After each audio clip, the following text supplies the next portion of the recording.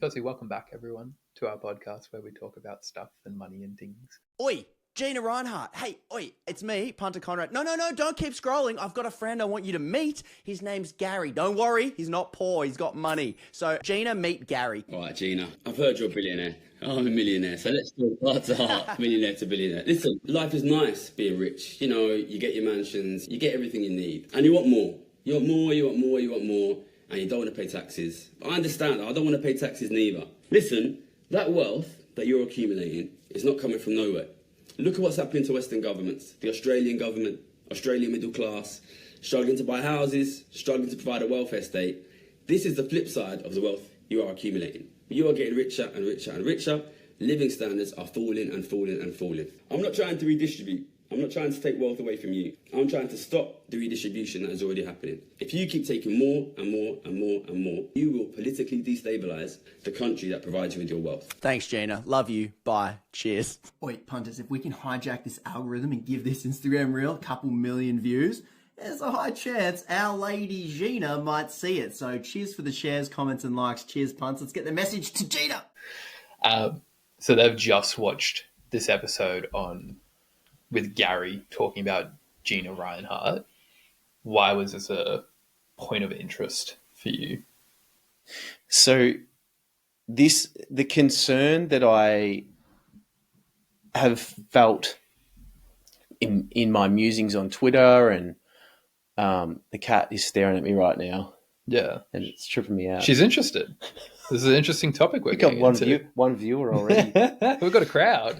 So Live audience coming next week. Gary's economics. He's a UK guy, and he's getting 500,000 to 1 million views. He's got 500,000 subscribers. I do think I know who Gary is. Now that Yeah. you said that he's from the UK. He is the one who's going to tax the upper class. Yeah. And then Punter's Politics is an Aussie guy. And both of them are, it takes a lot for me to go and categorize someone as you're a Marxist, you're a socialist, you're a capitalist, you're a totalitarianism, you're this, you're that, right? I'm rarely going to do that. These guys and what they're putting forward is very, very left-wing, very, very socialist-leaning, Marxist-leaning. And What does all of that mean? look, I could do a 30-minute video on what these economic systems are. Give me the quick bubble, the TLDR of do you know what TLDR means? Yeah, too long didn't read. Yeah, so I'm not that old. I only found out what it was the other day. I did ChatGPT it. Give me the TLDR of what that means, what their proposal is. Well, Marxism, right? The idea of Marxism is that it's the abolition of private property, Yep. so no one will own anything. It's the idea that you have the proletariat and the bourgeois. The proletariat is the working class, and Yep. the bourgeois is the owners of the work.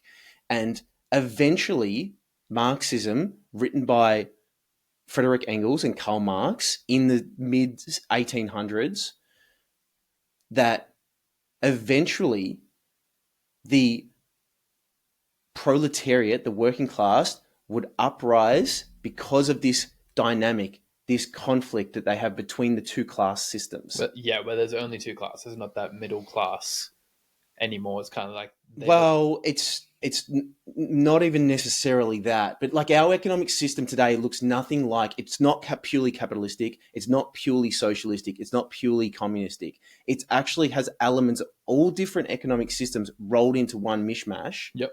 In our specific zone. And then you've got another country, same thing, different dynamics, right? If you think about the government pays for the NDIS, that's a socialistic system, but it operates capitalistically in that there's sort of a free market, but there sort of isn't. And I'm not going to go too far down these ideas. So you're just going to have to either take my word for it. No, that's cool. Or do some further digging and see what these systems actually mean. Right. But the idea of Marxism is that eventually there'll be an uprising. The proletariat and the bourgeois would fight, would abolish property ownership, and then as a society, the end result is communism. Right. And the history of communism in different countries shows what?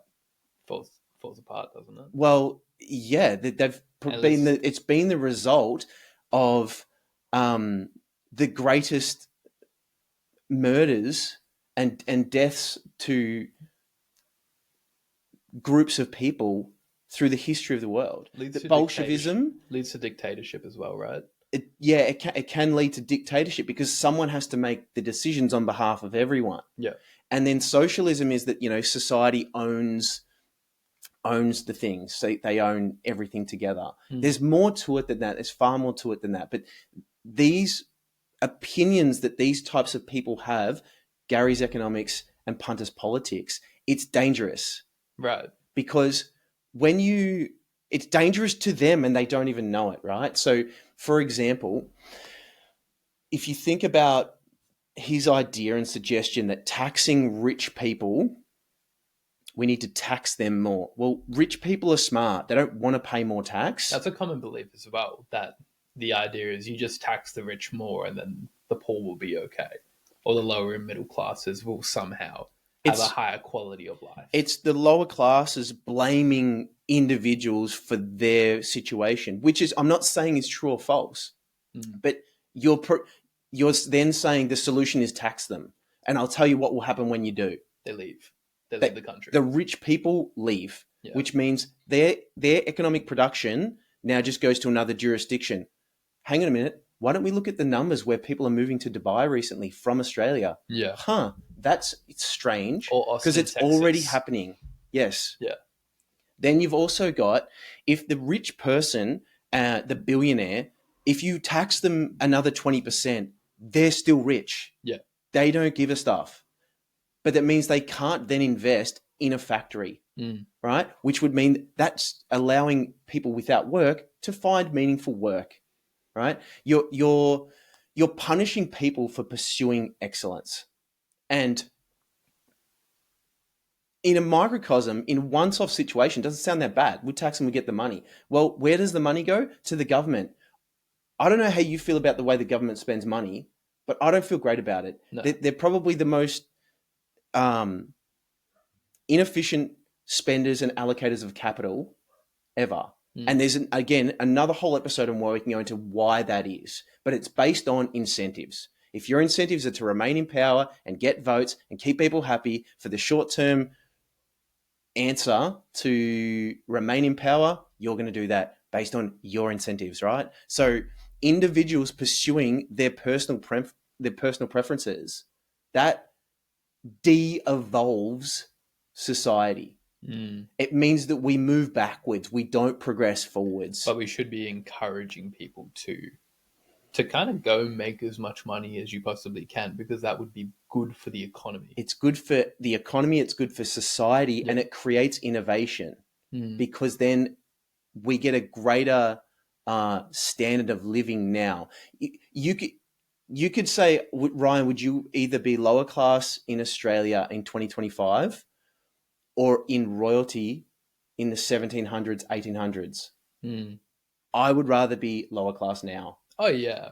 Yeah, we're an incredibly, people don't realize because we're so accustomed to it. We have more entertainment at our hands than the greatest kings of the past 1,000, 2,000 years. And medicine and longevity and lifestyle and comfort and heating. Exactly. A car instead of a horse. Productivity has been able to rise because of these things. You had something on here. Yeah. the 4-day, I think it was a bit further down, the 4-day work week that people are wanting. I thought this was really interesting because I had no idea about this. But yeah, unions want 4-day work weeks, but our productivity has declined. And I'm sure there's a graph right here right now. If you're looking at it, the productivity back in 2016 was at 114. That's an index, right? So 100 is average. Yeah. And the index there is moved around. So that's what's happened is Australia's labour productivity has been flat for however many years, and then it's spiked 2021, 2022. Yeah, now it's plummeted. Post-COVID, and now it's plummeted again in the last 2 years. Right. What do you think's happened there? Well, I think we can speculate can't we? But there's been a greater work from home movement, Yeah. and productivity is defined by a multitude of aspects, but it's just being like gross domestic product is a way of defining productivity and how much your country is producing. Mm. But I would suggest that it's incentives again. Mm. If you are looking on the socialist side and you're like, I want to take from them and give to me, it doesn't incentivize you to work harder. Yeah. It's about working harder and working more and producing more with that time, being efficient. So you might be working from home, but you've figured out that since you've learnt you've got all these new AI tools, you're going to charge for an hour, but you're only doing 10 minutes of work. Yeah. And then you're stuffing about the house. Mm. And that, like, I'm just speculating. I really don't know as to why, but the graph's interesting. It is very interesting. Because that's not happening in America. Yeah.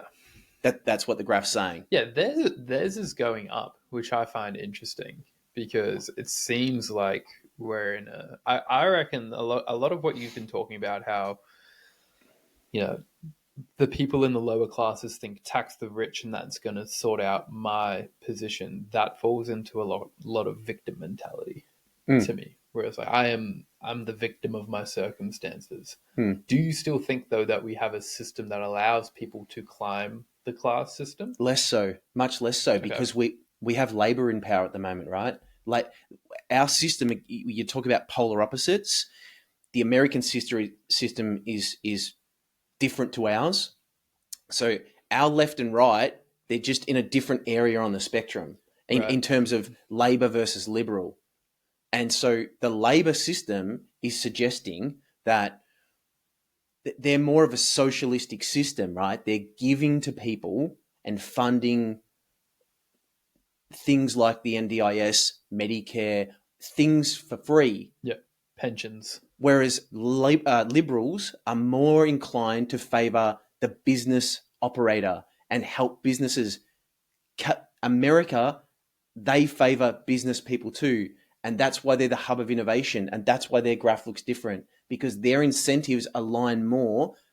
The more risk you take, the more opportunity you can create and improve society as a whole and give back through tax and other mechanisms. But it's just not as simple as just throwing a net around one idea and one graph and going, this is the reason as to why this is happening. But I think our shift towards being more socialistic, this is coming now back to their post, because that rhetoric, that nuance, that commentary is dangerous. Why? Because it promotes laziness. It promotes us versus their mentality, and it promotes government give me more. The government giving you more is not going to help you, because you have to go.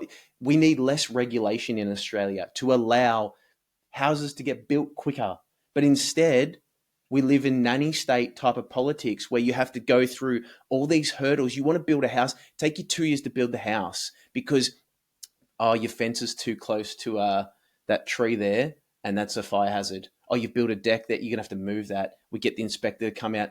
Look, the mains need to be going. Like, that's how difficult it is. I've never built a house, but I've talked to many people who do. I had this conversation last week with a guy who's like, I'm almost at the point where I just want to sell the block. Yeah. Because it's just too painful for him to go through the process of it. So when your regulation is high, it prevents being productive. That's when it comes back to productivity. You can't be productive because there's a bunch of restrictions in the way. So for us, how should we approach this system that is being presented to us, right? Because I'm always a big believer that I think a lot of people give the power to whether it's Labor or Liberal or whoever is in place, right? We say, if they win, I'll do well. If I am not doing well, it's because of them, right? That's the mentality a lot of people have. So what is the approach that someone needs to have with the economic system set up the way that it is? Because we're not just taxing the rich. Like, that's not the answer, right? Tax the rich isn't the answer. Well, it's that's what they're going to do. Like I read an article today about how they're going to look at taxing the homeowner. Right. Just because you own a home, they're going to look at taking that because, again, it's a socialistic, Marxist style of idea, Hmm. and the people that are productive are going to leave. So what does the day-to-day person do then? What do you do as an individual? Well, Do you ignore it? what do you think we do? Because I have a very different mindset in that I'm like, I don't know. Like I just asked the question of like how much can you actually change it? I think the only answer of what you can do is just educate yourself around, taxes, or educate yourself around how the money system works. Listen to things like this where money is being discussed so that you can have a general understanding of your finances. But I think the choices that the individual make in the grand scheme of things are going to far outweigh the decisions that the government make. However, I am aware of the effect the government does have on society as a whole.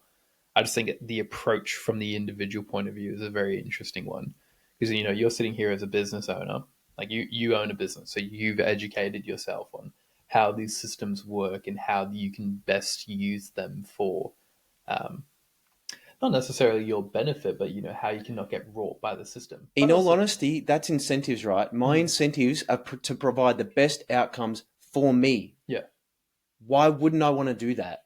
It's like when they argue with Kerry Packer has a video about he's sitting in Parliament and they're questioning him about, it says in this article here, you've purposely avoided taxes, sir. And he's like, look it up, it's a ripper video. And he goes, why would I want to pay more tax? yeah. Why would I not avoid them? Why wouldn't I avoid that? Why would I drive head into a tax? Yeah. Yeah. So my incentive are to be as prosperous as I can possibly be for me and my family. And then as a reflection of that, those around me in that next circle will become more prosperous. And then those in their circle will become more prosperous.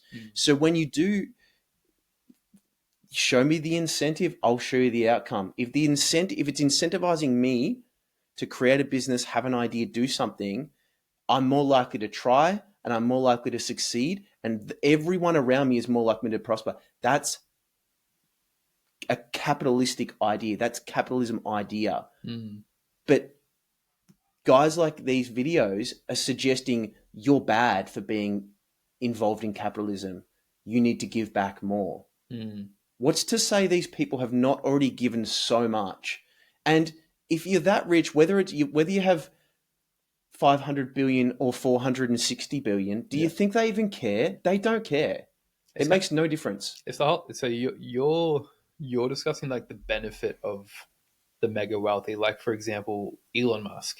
How many jobs has he created around the world? Yes. Through Tesla or through SpaceX and space exploration. Like he's created And a lot of PayPal jobs. before that. Yeah. Yeah.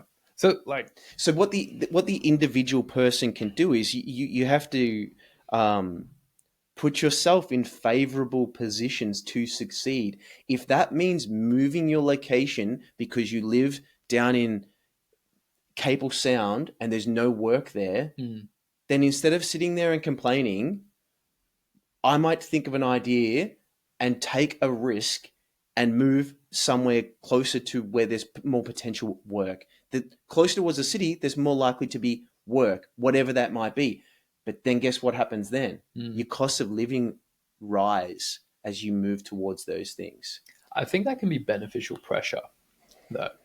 I think people placing themselves in a certain amount of financial, emotional, physical pressure is beneficial to them. When there's no pressure, then there's no incentive. We're talking about incentives as well. There's no real incentive to grow. What's more of an incentive than a kick up the arse or that being one paycheck away from insolvency? Exactly. It's like, I know you were very intelligent, like the manner that you did it, but when you left teaching and you decided that you wanted to build skilled care in the manner that you did, there would have been a little bit of pressure there to be like, all right, There was a bit of risk there for sure. yeah, it's like, let's make some of this. But it was an intelligent risk. Yeah. It wasn't the risk of, oh, I've got $1,000 and I'm going to go put it on the Well, roulette. hindsight tells you it was the right risk and it was an intelligent risk, but in other circumstances, maybe not so much. Yeah. But yeah, you do have to take risks in life, because without it, that risk, you're working forever. Do you think Gary's mentality promotes a risk-adverse mentality, where those in a poorer situation don't want to take the risk of like stepping out and learning about taxes and learning how to produce more income for themselves? It just produces, as you suggested, like that victim mentality and blaming others, and it promotes like revolutionistic style of mentality where there's fights in the street and there's machete wars, and you're not sure whether you're safe at night. Yeah. And people just being nihilistic and reckless and scratching up cars and damaging things, and kids ripping up the metro seats that I saw a video the other day. And you see one and you're like, is that really happening all that much? I always think, is that really happening? But like, it did happen. Yeah. So someone it's being put out there, and then that feeds, and then that gets clicks. And so what do you think from a government perspective, how does that change? Do we need there's solutions to this sort of stuff is we need less regulation. Yeah. It's just stupid talking about it anyway. I just feel dumb talking about it because I can sit here and go, here's the answers, but these things aren't going to happen. Yeah. I'm nihilistic in that sense. I just don't have any faith in these problems to get solved. So all I can do is operate in my zone and make my decisions. Yeah. And I'll talk all day about that. Because you've got a lot of faith in yourself. Because I put the work in. Yeah. I put the work in figuring it out, and I feel like I understand the problems, and I try to talk to people about it. So less regulation, that means more things can get done, more innovation, more houses being built. More banks, and in Australia we have a private banking debt to GDP of 126%, but a public debt to GDP of like 30 to 40%. I have no idea what that means. Don't worry about it. The point is that your debt, Australia's debt, is all aligned to houses. Right. 85% of the debt, private debt, which means individuals, you, me, and the neighbour, our debt is all in houses. It's like 2008 for America then. Where so I don't know if that's true, but the point is that we are a microcosm. We're completely different from America in that all our wealth is tied up in houses. So guess what the government's going to try to do if they have money problems? Extract it from the people who have it in the houses. This is the tax the homeowner. Yes, and inheritance taxes and all these different taxes that are coming, and that's a movement towards socialism. It's a movement towards Marxism. It's a scary place to be. Right. And having more banks and having them lend to business owners. You have an idea, you want to start a business? Let's lend more to them, and not 85% of our lending go to houses. Yeah. Because if houses go down in price 20%, banks are technically insolvent. Right. What's because insolvent mean? Insolvent means you're bankrupt. Right. Imagine the Commonwealth Bank of Australia. You think it can't go bankrupt? It can't, because the government will bail them out. Yeah. But that money just creates another inflationary kick of the can. So if the house prices go down, because it's all about the assets on the balance sheet, and the Commonwealth Bank's balance sheet suggesting that they don't have enough equity, they don't have enough assets for their liabilities. And therefore they can no longer operate unless they get helped out by the government. Like, that's a big problem. And that's why you see all the movement and ideas, and me constantly banging on about houses. You thought you were going to avoid houses this time. Never. I know better than that now. I know better than that. Crypto will sneak in here at some point too. And then the boomers. Yeah. So, I mean, what do you see as a problem, or any further clarification on what I've said? And I've gone off on a few tangents, so That's all right. It's bound to happen. We are who we are at the end of the day, right? Um, I think the main issue that I see within all of this is um, an over dependence on whatever the government is doing is how the day to day citizen feels. So if the government that you want, so for example, say you're, left leaning or you're green or you're on the right, whatever it may be, if your particular group that you connect with, if they're doing well, you feel like you're doing well as well. If they're not doing well and the other group is in power, then you emotionally go after them and you think all of your problems are because of them, right? I think that's where the biggest issue lies is the societal psychology dependence on what the government is doing. And I think if most people just instead went, I'm not going to give the government all of my mental Yeah, power, yeah, and instead I'm going to lean into what you're talking about, which is like go make as much money as you can. Yeah. Try to make as much money as you can. See what you can do. yeah. Like I think that mentality is far better serving for the economy and for the world and for people's day-to-day enjoyment. And if the average Australian pretend like inflation didn't like change because of this, but if the average Australian went from earning, I think it's like $45,000 is like the average income right now. It's pretty low, it's like 50, 60, somewhere around there. If the average Australian went from earning that to say 100, 120 because they've increased their output, they've increased their value production, Australia's going to benefit because of that, because more people are bringing wealth into the country and more wealth is flowing throughout it. At least that's the way my mind works. I don't know all the intricacies of that, but I think more people generating more income, which can only be done, by the way, by someone doing something that they actually become good and proficient at. And most of the time, you only become good and proficient at something by learning to enjoy it. You know what I mean? Like the best Yeah, the longevity of it because you love it. yeah, like the best like tradesmen in the world, like trades are huge within Australia. The best tradesmen in the world are the ones who really enjoy starting a project and finishing a project and doing it really well throughout. And then they end up making a higher income because of that. And then they're able to train new people to have a similar mentality. And I think that really benefits the world and the general day to day person.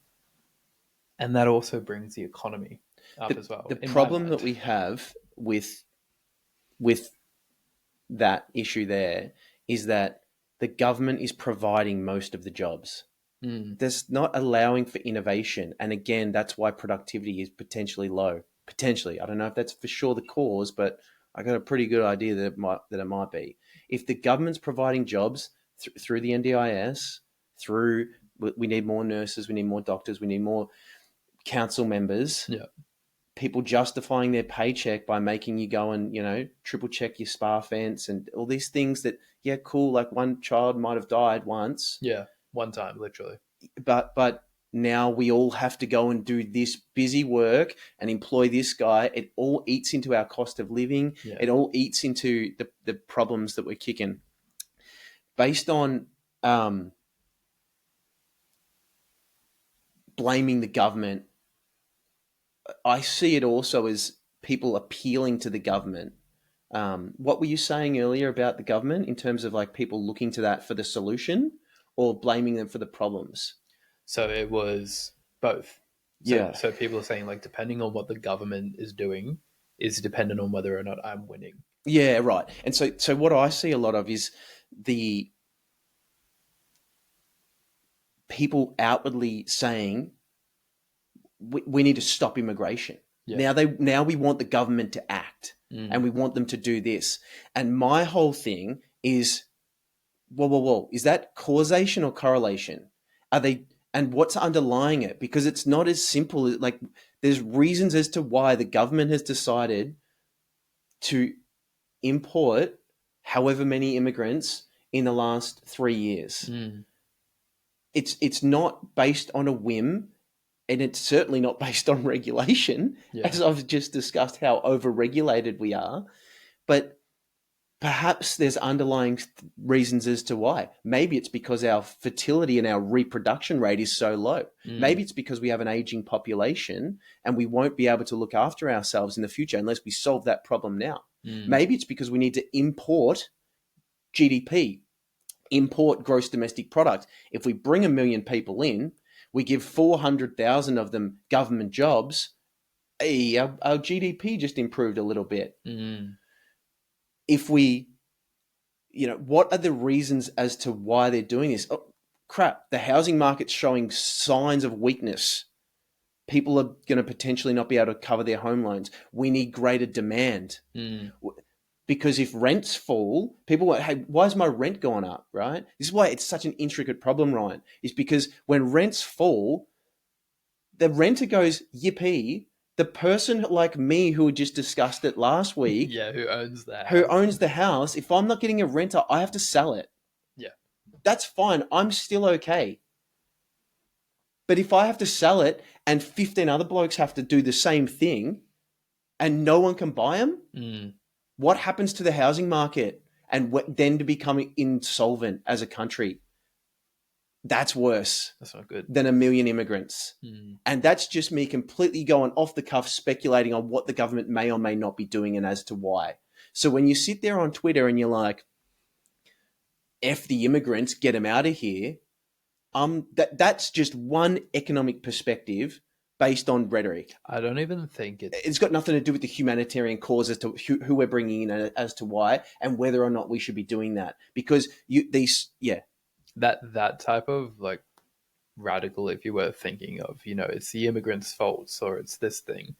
Two things on that. One, most people can't actually say where their ideas come from on that. They've been told to think that. So they've watched Sky News or something like that, and Sky News have said, oh, immigrants are the problem.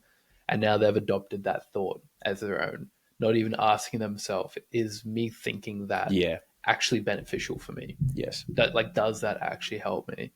And then, what was the second one that I was going to say? It was pretty good.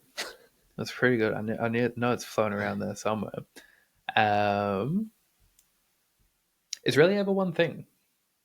Like, the government being where the government is right now, if you try to just pinpoint it on one single failing, it's never one single failing. It's not. It's an accumulation of things. It's like, why do people go broke? It's not because of one thing. Yeah, it's not because of the rumble. It's not because of the... No. What is it called? The rumble. I don't know. Oh, the whoop. I'm not broke because of my whoop. It's not the whoop. If I just got rid of that, I would be a decamillionaire in Bitcoin. Yeah. I'm telling you, there's $50 a month that I'm putting on the whoop. But just put that into an ETF. It's so complicated. That's why economics is so difficult to understand. But behavior economics is psychological economics, which is business economics, which is like a country's economics. It's all based on psychology and choices. It's based on choice. So I heard someone say on X, because I had a big blow up this week and I was going back and forth with these people saying, follow @SkilledKara on X. Stop the immigrants. And I'm just like asking a couple of questions and they're just tearing shreds off me, calling me socialist, calling me Marxist. Because you questioned their idea. If you ask a question twice, why? Yeah. Like why? And then the answer is to that why, most people can't answer it. Not at all. And most of the time it comes back to a simple thing. But this person was saying, oh God, what were they saying? But they're just blaming immigration for everything? No, I've lost my train of thought now. Well, the good news is you didn't lose your mustache. Yeah, it's back and better than ever. It will be. Well, where did you... I do think that in general, these conversations, as far as... All right, look, I've remembered it. Go. Sorry. They said that when we've got to solve immigration first and then we can talk about economics. Like, you're an idiot. I get rid of the immigrants first and then we'll worry about economics, right? Because this is more important because they're dangerous and they're hurting people. And I'm like, immigration, it's like, it's counterintuitive. It's like what came first, the chicken or the egg? Mm. Well, it's simple. The economics came first because then they decided to make that decision. So I'm having arguments with people who haven't even tried to think one layer deep into the problem. You have to think back to first principles, all these different layers underlying what's going on. And most of the things you won't have answers to unless you look. No, and something like immigration, it's going on everywhere.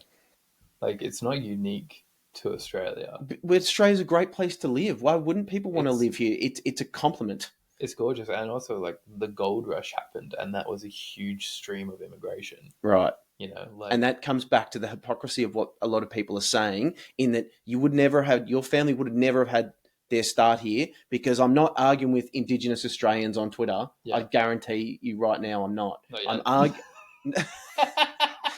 I'm arguing until they bring immigration into it. they'd be justified, but there's relevant points to both sides of that argument too. But it's hard to have an argument with someone who's just blaming immigration as the cause of all the world's problems. That's not. Yeah. It's just simply not. No, because it's not just. Yes, it's creating problems, like the dangers and stuff. I feel it too. I don't like what all these machete things and these killings, and it's friggin' scary. Yeah. Right. But also, another thing that happens across the entire world. And much less so in Australia. But you can see the scary part is you see this movement. And again, back to Gary's economics and stuff, it's young people who feel nihilistic and hopeless that are like, you know what? Those guys are right. Yeah. I don't care anymore. I'm starting a vigilante. Mm. That's the scary bit. There does seem to be a big movement. I wish I knew more of what was just kind of side note. Australia is so consumed within the Western world, right? It is like Australia. It's tiny, you mean? Huh? You mean it's tiny? Like it's No. Like, Australia is consumed by what's going on within the Western world, right? Oh, we're worried about it. Always. Yeah. Always. And it's always fair. I wish I knew more of what was going on in the East, as well as like in parts of Europe too. I kind of know what's going on in the UK. I know the UK is not in a good state right now.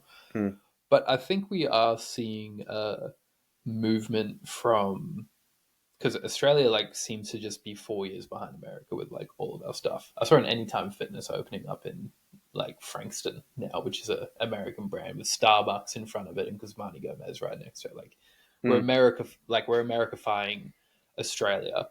But it seems like with the way politics and stuff are going over in America, it seems like there's beginning to become a flow to less emotional reactivity, which I think is a good thing. I think Australia right now, with the way our government's set up, it is so emotionally volatile. Everyone is ready to jump on, like Gary is, tax rich, you know, immigrants, faults. Yeah, the emotional volatility. Like, talk to us about the emotional volatility of like this side of things. It's the whole, again, it's dependent on like what's the weather today, like what's the GDP today, like what's the general consensus of whatever group I'm choosing to identify with, and I'm just going to react with them rather than, again, like the individual claiming like their own strength, their own power, all that stuff, and their ability to influence their life far more than anyone else can.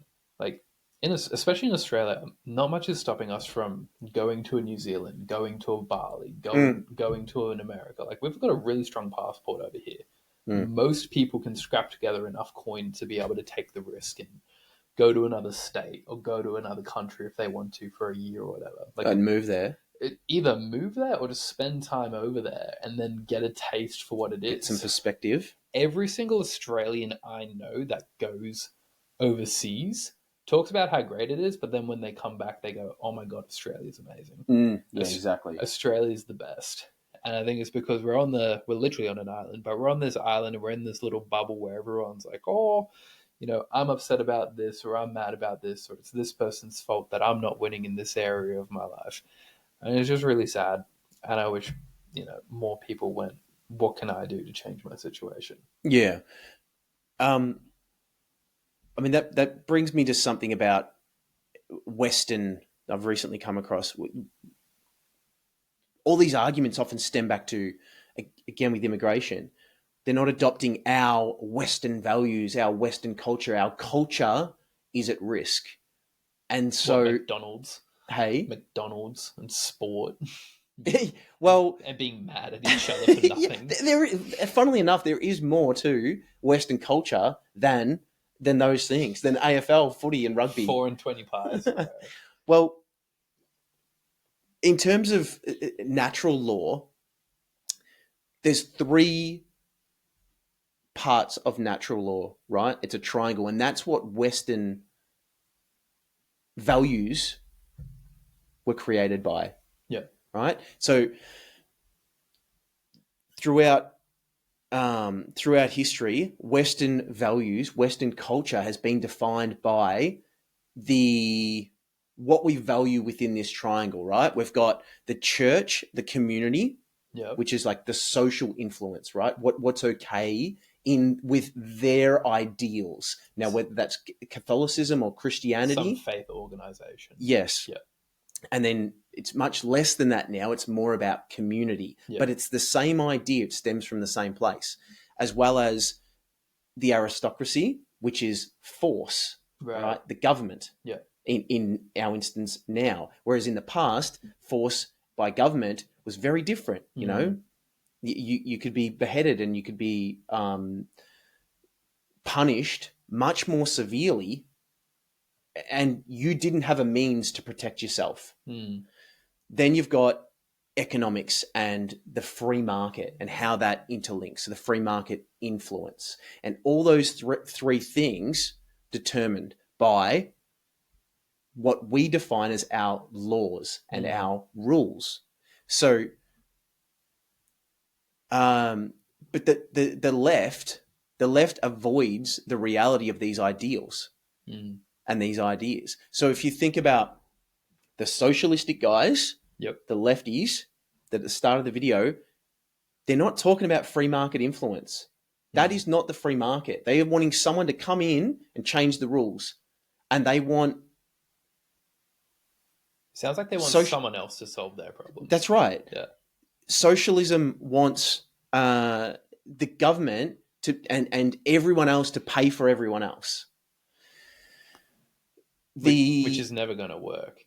Because we're talking about incentives. That's why I just described the capitalism incentives. It incentivizes people to do things. Otherwise, everyone just becomes lazy and they go, you're not incentivized. Because if you're a socialist, right, and your incentive is to, I'm going to get paid the same regardless, whether I do this amount of work or this amount of work. And I'm describing a government job here. When I was a teacher, I could do 80 hours of work, come home and write lesson plans and do all this extra stuff, stay after work and go call parents, or I could do this amount of work.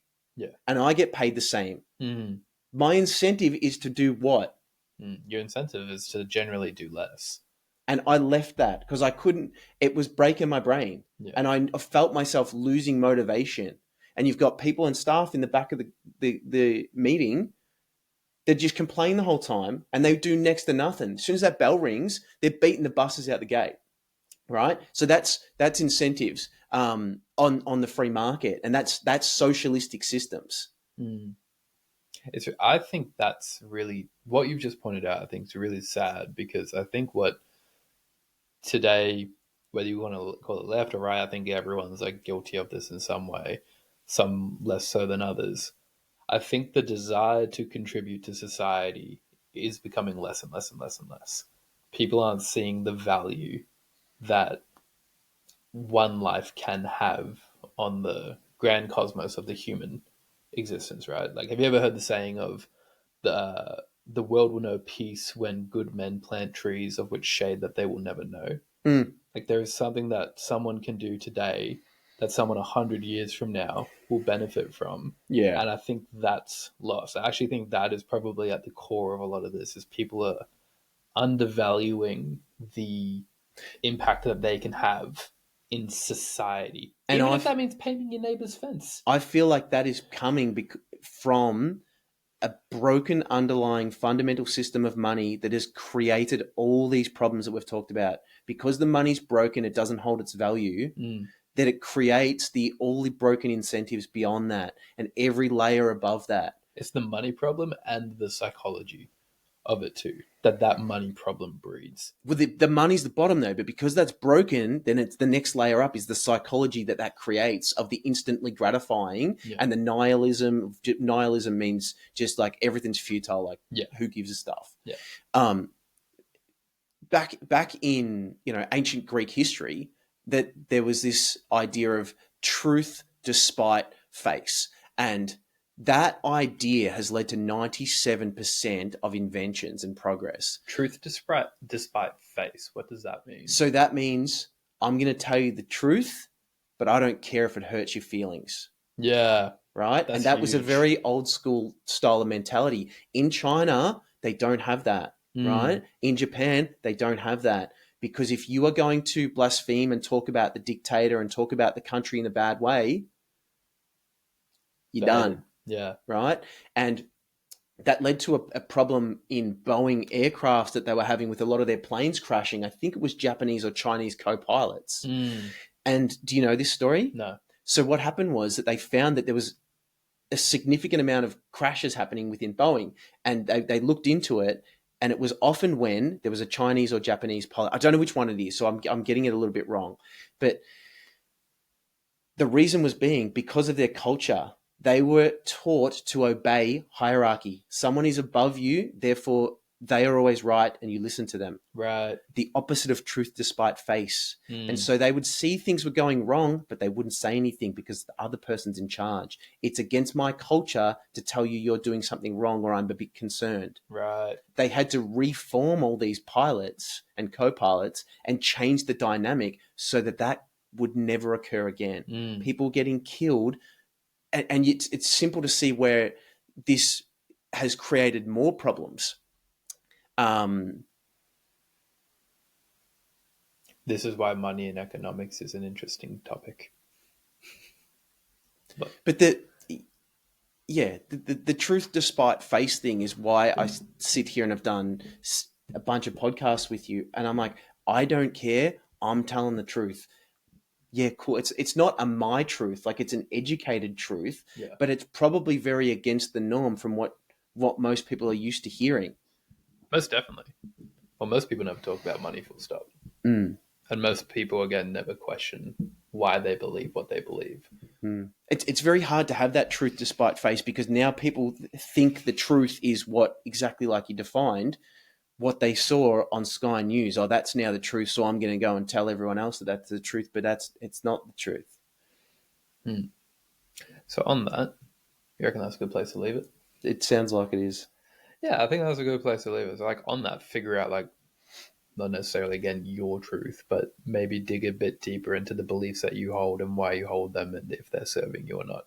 Because at the end of the day, like the belief systems that you hold are going to develop the life that you end up living. They will create incentives whether you like it or not, and you will find yourself going down a certain path. Yeah, choose your own incentives.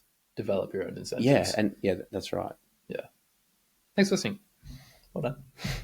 We stayed kind of on track today. This is good.